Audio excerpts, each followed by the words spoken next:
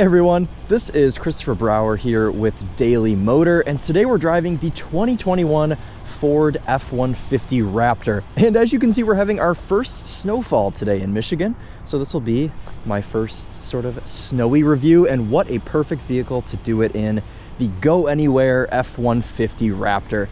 This thing's powered by a 3.5 liter twin turbocharged V6, same as the last generation, but we're now pushing 450 horsepower, 510 foot-pounds of torque. This one's finished in rapid red, and it's got this crazy blue interior with Recaros, and you'll see that when we get into the interior.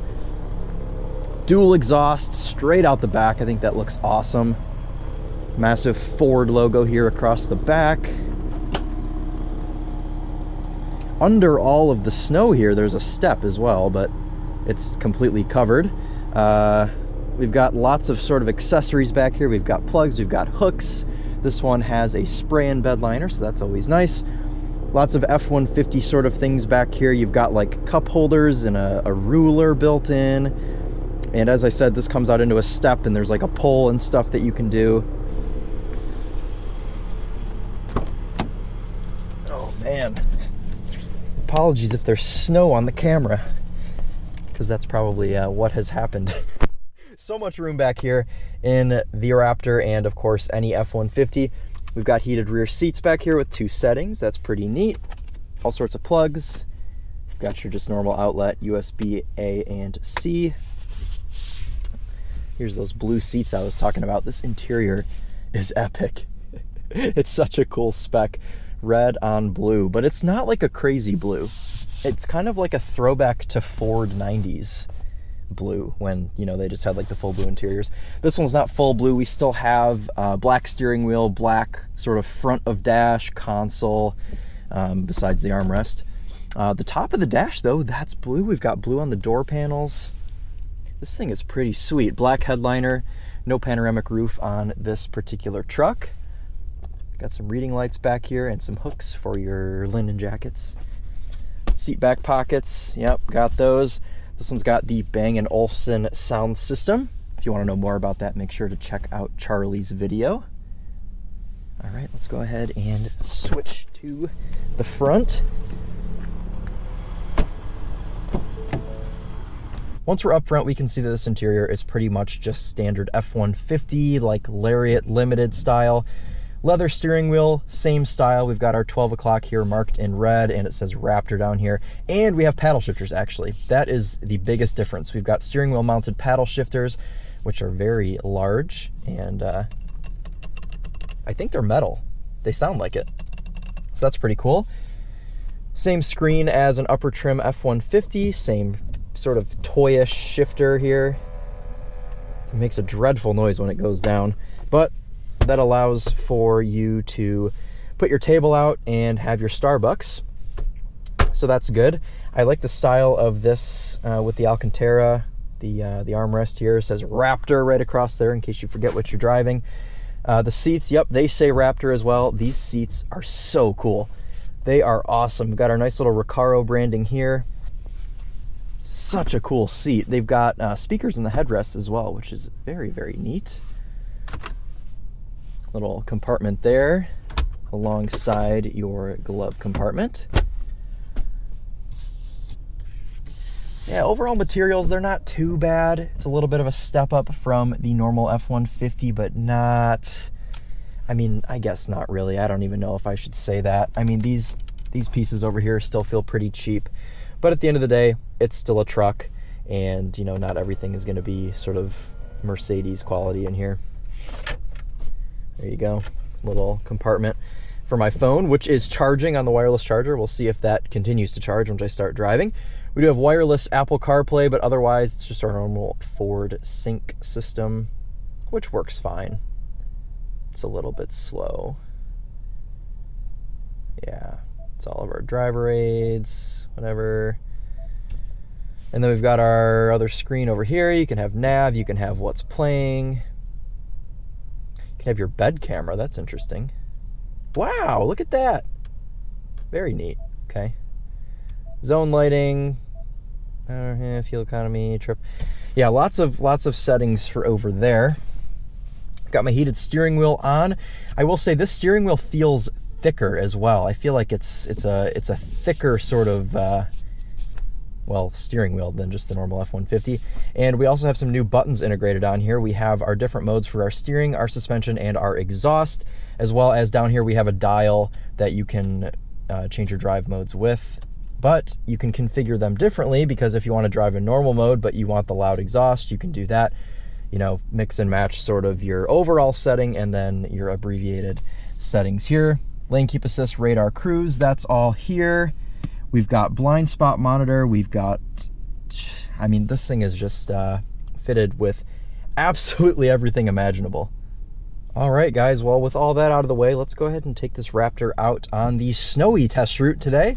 Though the snow's really not sticking to the ground, but it'll be nice and pretty for you to sort of see all of the colors and the snow falling. Anyways, let's go ahead and take this thing out on the road and see what it's like to drive.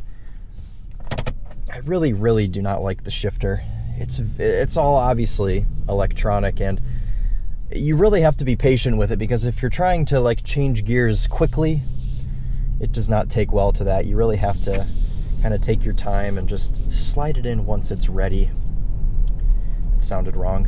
All right, anyways, smooth tuning on this 10-speed when you're just in normal mode. Should mention, yes, 10-speed automatic. That's very standard for lots of Ford products nowadays. We have it in the F-150, we've got it in the Bronco, we've got it in the Mustang. It's sort of just taking over the Ford lineup, so I guess we'll have to see how it compares in the Raptor. We have had some issues with the 10-speed and some sort of jerky and just weird shifts in the normal F-150, so I'm sure it's tuned differently for the Raptor. And from what I've seen so far, it is better.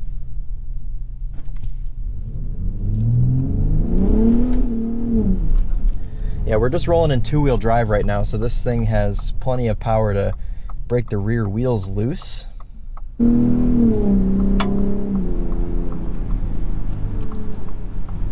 Yeah, plenty of noise from this 3.5 liter EcoBoost V6.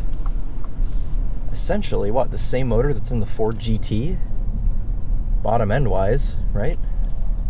That was like a joke about the Ford GT when it first came out. They're like, it's got the F-150 motor.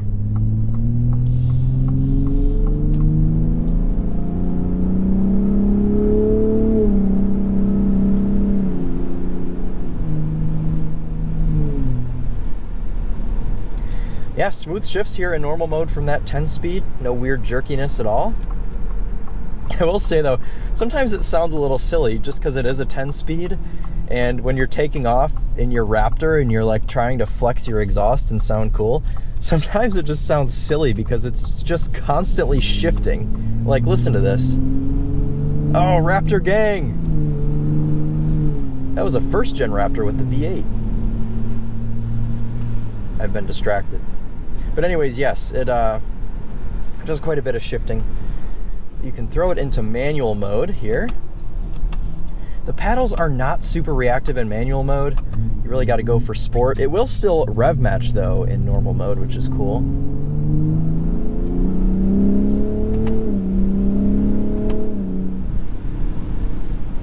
They are quick. I mean, don't get me wrong, they're quick to respond, but they're even faster when you put this thing into sport mode.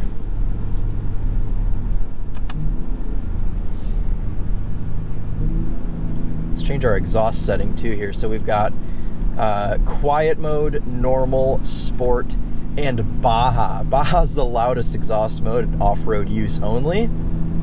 I found sort of the elite driving combo in this truck is sport overall mode, manual, comfort springs here, put those into normal, and Baja exhaust. That's where you get sort of the optimum street driving setting. Yes! I'm not in love with the exhaust note on this, and in fact, I'm not a big fan of any V6 exhaust note. I think they all kind of sound the same. Just like a trombone sort of style. It does sound better than a 350Z with the exhaust cut off though, so that's a plus. You'll get the occasional little pop and burble on the down rev. It's not, you know, Focus RS levels of obnoxious, but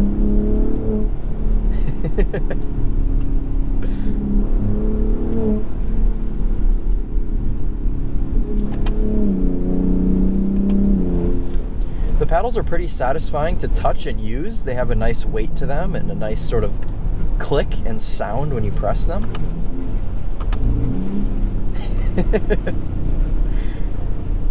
It almost gives you a little fart on the downshift.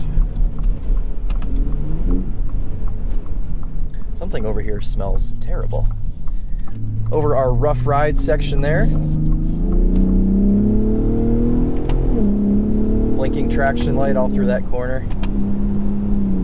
The ride on this thing is awesome, you know. I mean, just with the lifted suspension, the Fox shocks, the big squishy tires, this thing rides awesome. I mean, way, way better than a normal F-150 ride. So that's pretty cool. I've enjoyed driving this around just for that reason. It's so comfortable in here. Even with these Recaro seats, I mean, it's great. Personally, I like the way that this is. I like having a luxurious truck. But I know some people would literally pay to get an XL trim with this Raptor steering wheel with the paddle shifters, the 3.5 liter V6, the Raptor wheels, tires, and suspension. And, you know, maybe you could swing a Raptor for 50 grand. You know, you could take 15,000 off the price if you just sort of get rid of all of the luxury things that come standard.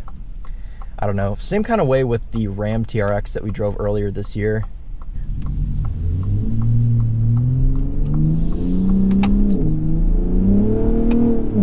A little squirrely there. Don't love that, especially getting onto the highway. But now that I've brought the Ram TRX up, I think maybe we should sort of dive into that topic as well, because of course that thing's got a supercharged V8 with 700 horsepower, and even the best of the best F-150, this one, the Raptor, we only have a 3.5 liter V6. Now Ford claims there's going to be a Raptor R that's going to have some sort of V8 in it, so I guess we'll have to wait and see. But at this time, I mean, we don't really have anything from Ford that directly competes with the TRX. And for not that much more money, you can go and have a TRX with 700 horsepower. And God, the TRX is such a crazy car. I mean, that thing is just absolutely brutal. Not as crazy as it could have been as well. It sort of has the same sort of luxurious vibe inside, and it's not as bonkers as it certainly could be, but still, Ford, the best they have right now is the 3.5 liter V6 in the Raptor. All right, let's go ahead and switch this into slippery mode. How about that? So we're in the snow. Oh, it's doing the 4x4 shift. Okay, let's put us into 4 auto. I want my loud exhaust, please, still though. Thank you. Can I have that? Okay. And I would assume, yep, normal suspension. Okay, that's what I want. So we are in slippery mode, 4-wheel drive auto. We've got our Baja exhaust on.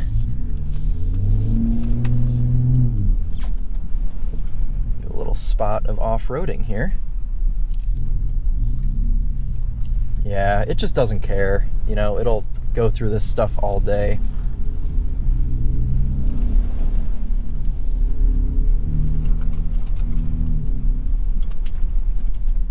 No problem. Just a Raptor being a Raptor.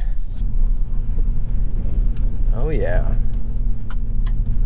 God, I'm only doing 19. There's 20 miles an hour.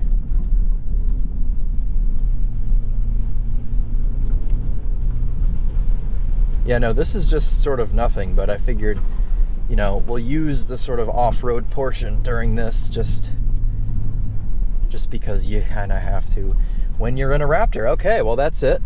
We've splashed through some puddles. And go to Baja mode. Whoa! Oh, yes. It also turns our whole cluster gold. Wow, and we get a screen. Look at that. We get a full front camera for Baja mode. Gold cluster. We've got a gold Raptor here in the middle. Woo! That's aggressive.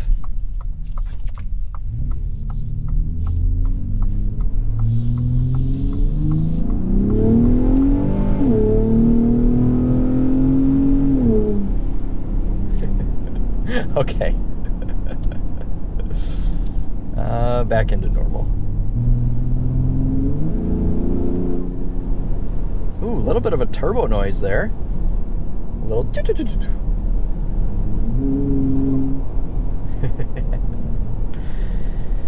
Yeah, I think overall this is still a very cool vehicle. Could it be less luxurious and cheaper?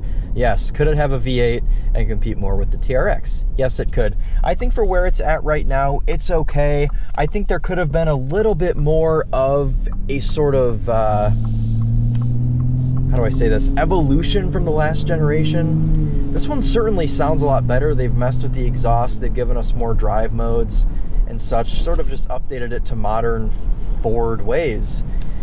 But could it have been more? Yes, I think so, but I don't think we're gonna see that until we get the Raptor R. I think that's sort of gonna be the real evolution. The V8 will be back in the Raptor and all will be well. But once the Raptor R comes out, are people even gonna buy the normal Raptor? I think so. I think that they're probably, for one, it's gonna be like $100,000 or $80,000 or something crazy base price. But also, they'll probably only make a limited run. We'll probably only make like, you know, however many. But then as I'm talking about this, I'm driving past a parking lot full of Ford Broncos. So will they even be able to get Raptor Rs out the door? Who knows? Ford is so silly. I will say you're certainly able to drive this more like a race car than you were with the last generation Raptor. The transmission didn't shift as fast. It didn't sound as aggressive, though we do have the same engine. They've definitely done the right things with the exhaust tuning, the right things with the suspension tuning, the right things with the throttle response tuning. It's advanced in that way. But I'm so excited for that Raptor R. That's going to be so cool, I hope, if we ever get to drive one. If it ever emerges from the bowels of Ford Motor Company. All right, guys, well, that's going to conclude our drive here of the 2021 Ford F-150 Raptor. Hope you've enjoyed watching. If you've made it this far, thank you so much. Oh, it didn't even get that muddy. It looks like the steps have taken sort of the grunt of that. I love the orange lights in the front of this thing. So cool. All right, everyone. Well, thanks so much for watching the drive here of the new Ford Raptor. Hope you've enjoyed watching as much as I have driving. All right, and with that, this has been Christopher Brower here with Daily Motor. See you very soon in the next video, and as always, drive on.